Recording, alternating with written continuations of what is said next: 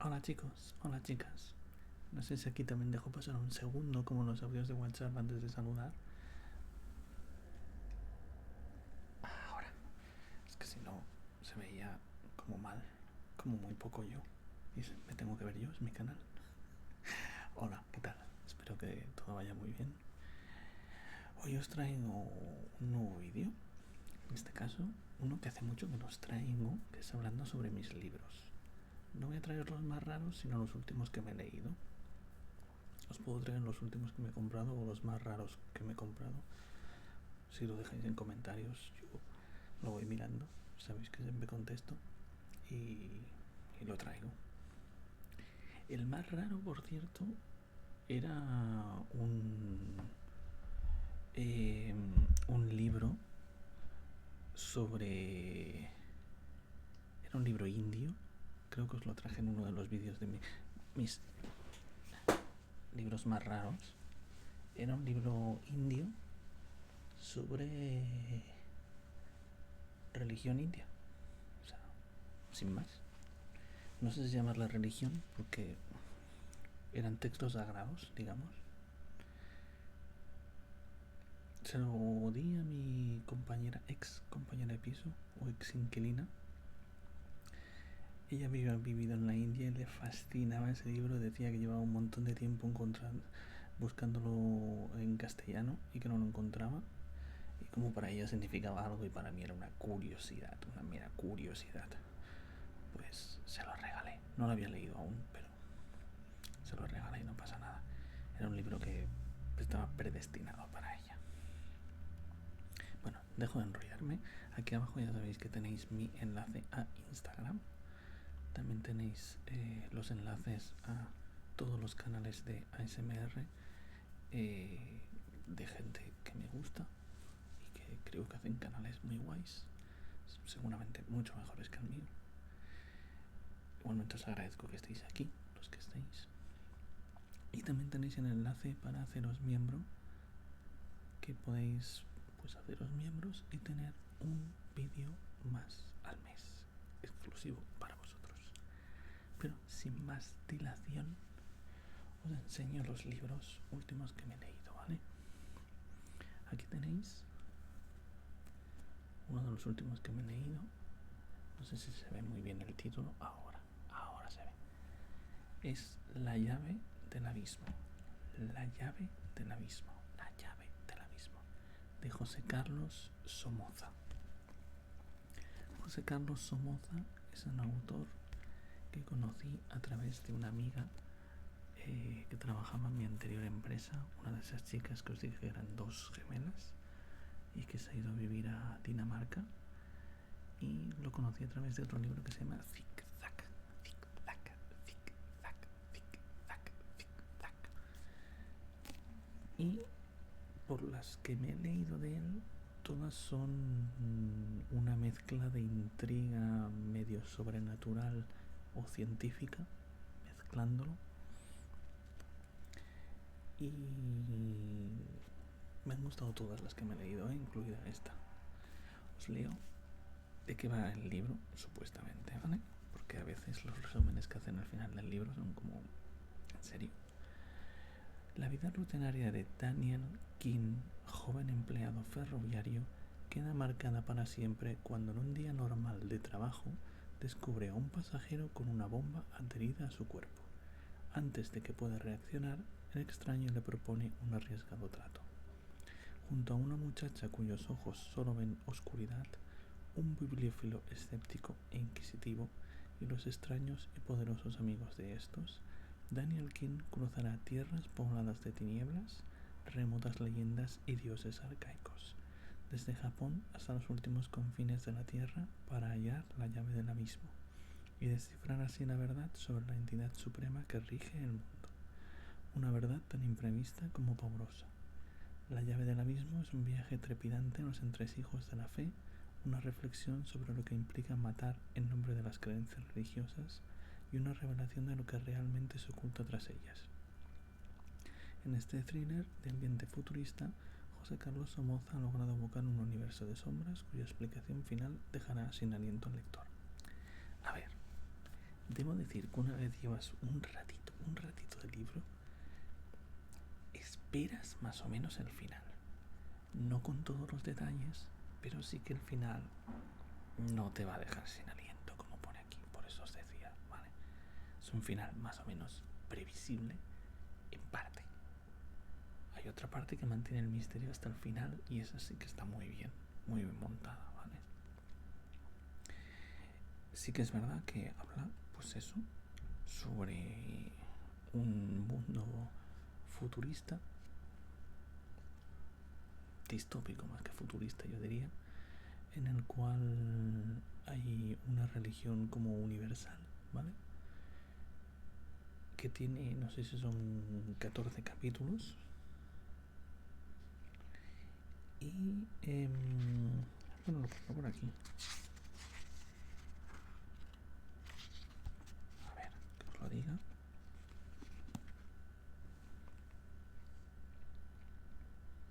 Tiene 14 capítulos, efectivamente. El libro en sí tiene 14 capítulos. Y el libro sagrado que tienen ellos tiene 14 capítulos. Hay creyentes en un capítulo, creyentes en más de un capítulo.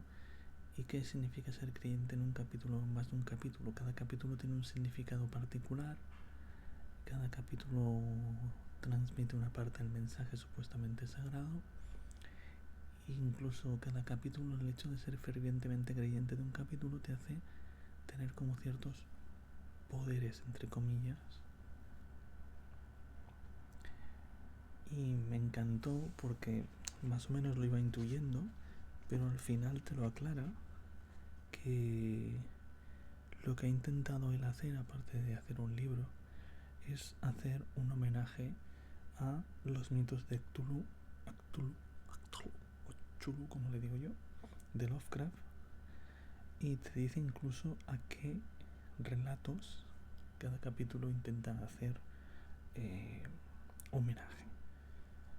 Por ejemplo, pues el capítulo primero hace homenaje a Azathoth. Pues dice, tal como se relacionan con las 14 historias de los mitos de Cthulhu y los 14 capítulos de la novela. Sale pues la ciudad sin nombre, el ceremonial, la llamada de Cthulhu, el color más allá del espacio, el horror de Dunwich, el susurrador en la oscuridad, los sueños de la casa de la bruja, etcétera, etcétera, etcétera. Creo que me las he leído todas, lo que pone ahí. Y te lo dice, ¿ves? Escribir una novela basada en la obra de Lovecraft sin mencionar ni una sola vez su nombre ni el de ninguno de sus dioses y criaturas ominosas, y que pudiera ser leída y apreciada por aquellos que nunca se han acercado a Lovecraft, me parecía un reto que debía aceptar. Lo he hecho muy bien, ¿vale? Yo no he relacionado con esos capítulos, pero sí que te da una ambientación muy de Lovecraft, ¿vale? Ya no sé dónde dejar el libro, lo dejo aquí. El segundo libro es Viaje alucinante de Isaac Asimov. Estaréis ya hartísimos de que os traiga libros de Isaac Asimov, pero si supierais la cantidad de libros de Isaac Asimov que todavía tengo por leer, lo más flipante es que realmente no me hubiera leído Viaje alucinante, porque junto con Yo Robot y alguna más son como las, y ahora la Fundación con la serie esta que han hecho, son como las más conocidas, pero Viaje alucinante es de las míticas, epiquísimas. Una historia de Asimov, guay. Ya sabéis más o menos de qué va, supongo, o lo habréis oído. No voy a decir por qué para no destriparos el libro. Un motivo concreto, se miniaturiza,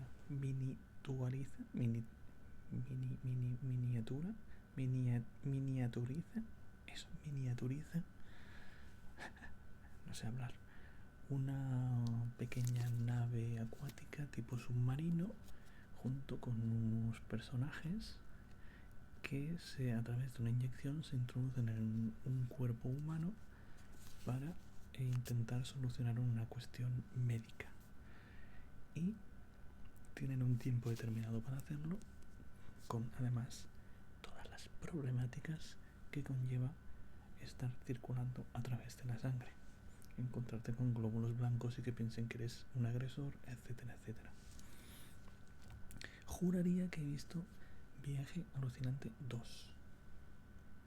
pero nunca he llegado a comprarlo. Diría, pero lo tengo que comprar. ¿Os lo recomendaría? Bueno, depende del nivel de friki que seáis. Tened en cuenta que es una obra de ciencia ficción que se escribió hace como unos 50 años. Entonces evidentemente tiene cosas que están bien, pero para los que tengáis, yo que sé, 23 años y leáis ciencia ficción de ahora, pues no tiene nada que ver. Nada en absoluto. En cuanto al ritmo, etcétera, no sé, es muy diferente de la ciencia ficción de entonces.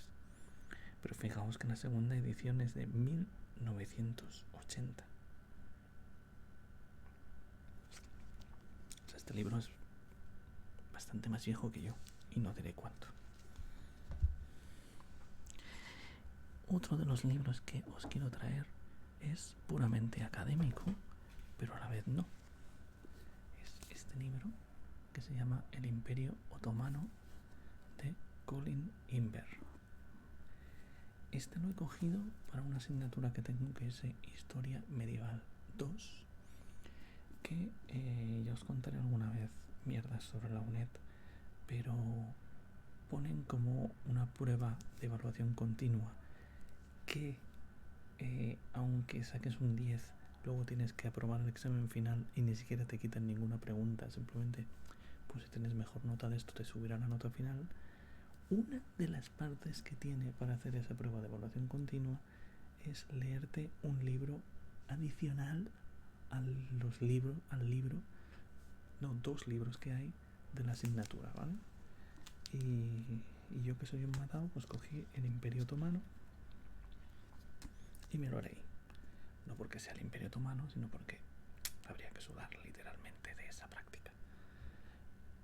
Es chulísima la portada, me encanta. Esto está en relieve, esta especie como de león, tigre, no sé qué debe ser. ¿Vale? Cuenta una parte del Imperio Otomano, que es desde 1300 hasta 1650, porque yo la asignatura que hago son los siglos XIV y XV, ¿vale? Porque en realidad el Imperio Otomano llegó hasta la Primera Guerra Mundial. Es flipante que durara tanto. Y pues te lo cuenta dividido en secciones, ¿vale? Primero te hace una cronología tal cual, es decir, rey tal, batalla tal, conquista tal, rey tal, batalla tal, conquista tal. Se acaba haciendo un poco aburrida al ser todo seguido, sin más detalle, pero luego ya comienza a contar cómo era la dinastía, es decir, hereditaria de padres a hijos, podían heredar las mujeres, qué cargos tenían los familiares o no, etcétera, ¿vale? Que me flipa bastante que al principio les daban el poder a sus hermanos como gobernadores, y al final, por miedo a que los suplantaran, cuando llegaban al poder mataban a toda la familia. Así, esa cosa, ¿ves? Después de contaros la dinastía, pues cuenta el reclutamiento, que esto me ha flipado mucho más. Uno piensa, los musulmanes pues juntarían en sus gobiernos, porque eran musulmanes, a gente musulmana, ¿no?, para gobernar, y digamos que tendrían como enemigo a Occidente, a los cristianos. No exactamente, porque como el sultán consideraba que todo era suyo, realmente se reclutaba a chicos de una edad determinada, no sé si eran 14 años o así, uno por cada X casas, uno por cada 16 o tal, en las zonas cristianas, para enviarlos a Anatolia, allí formarlos en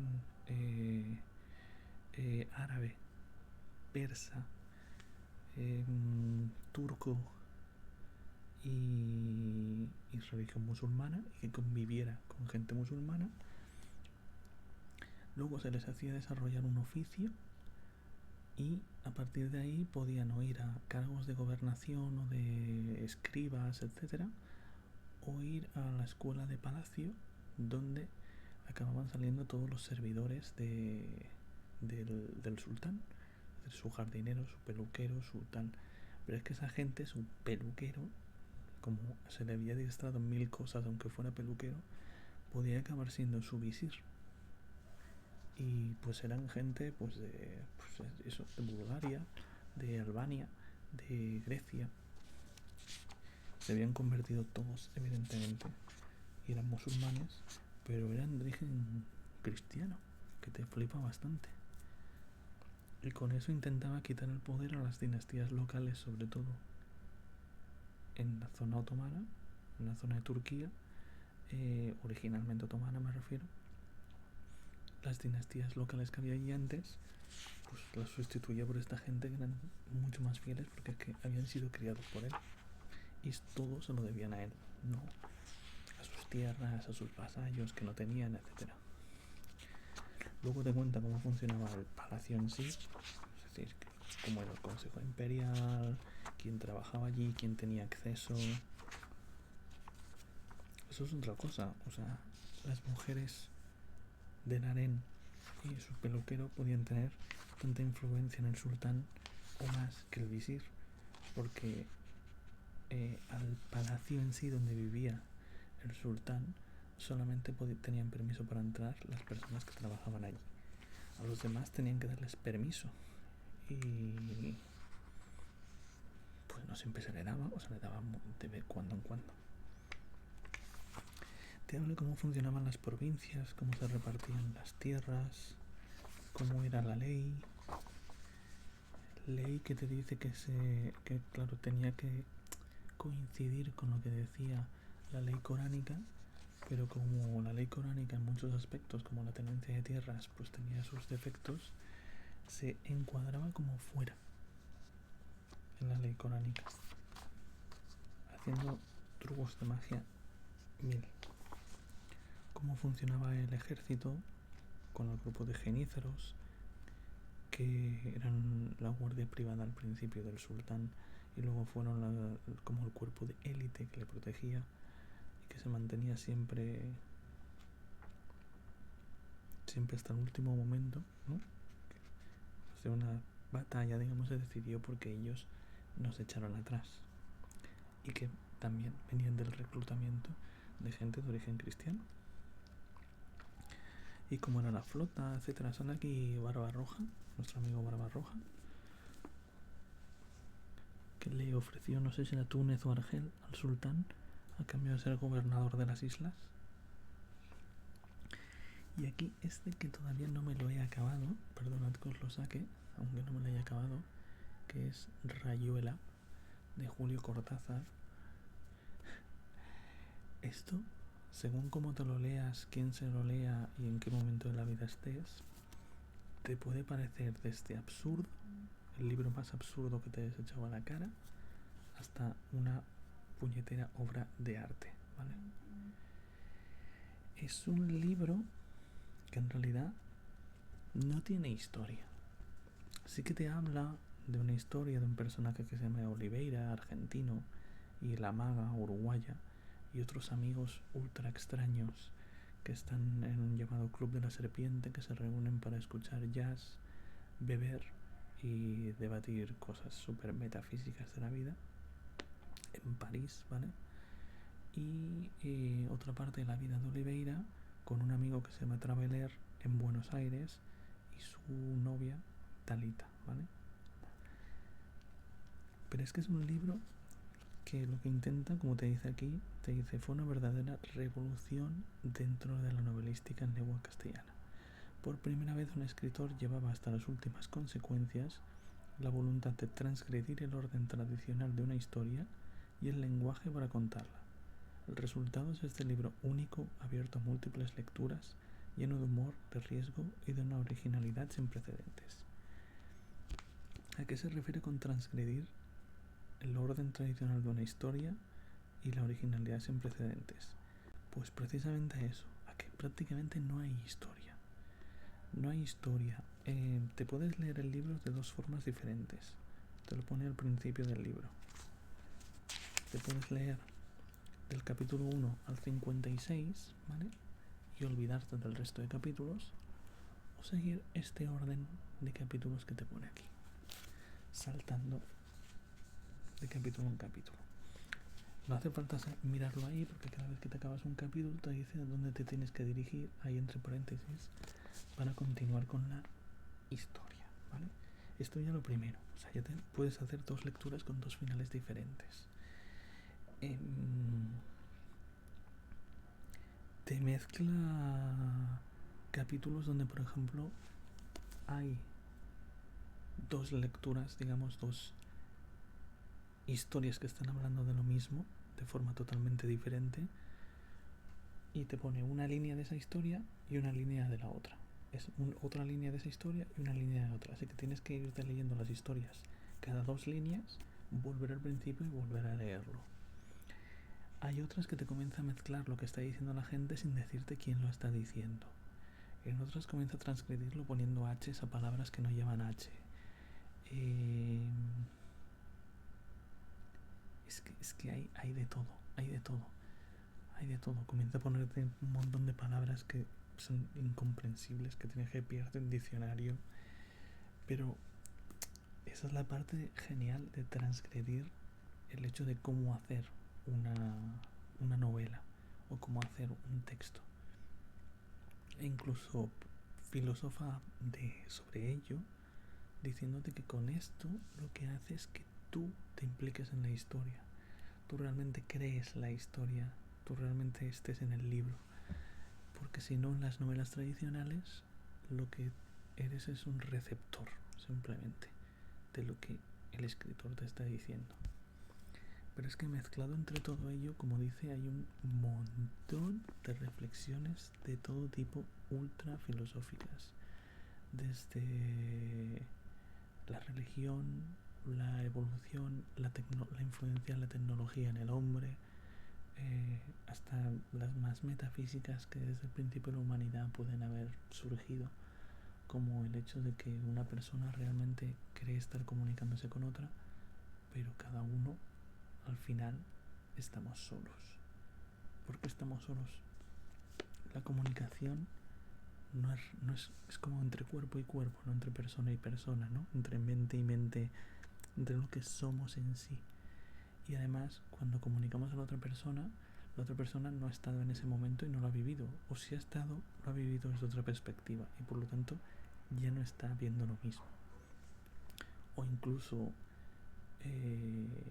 creemos conocer a otra persona, pero en realidad podemos coincidir con esa persona 2 horas cada día.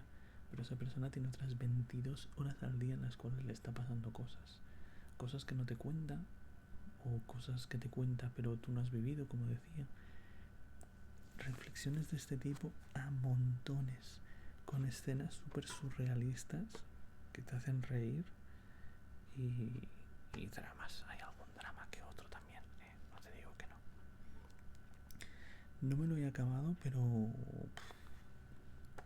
tengo esa sensación de que quiero leer mucho para acabarme y a la vez leer poco para que dure más y como saborearlo más, ¿no? Pero bueno, ya os diré qué me parece cuando lo acabe. Yo este sí que os lo recomendaría, aunque si veis que lleváis unos capítulos y os aburre, pasad. Las cosas hay que disfrutarlas. Si no se disfrutan, no se tienen que hacer y punto. Bueno, excepto trabajar si eres pobre. Y nada, con esto lo dejo. Espero que os haya gustado el vídeo y no sé si os habéis leído alguno de los libros que os he comentado, pues decídmelo qué os ha parecido, o si tenéis algún libro que recomendar, pues también decídmelo. Así que nos vemos en otro vídeo, chicos, chicas.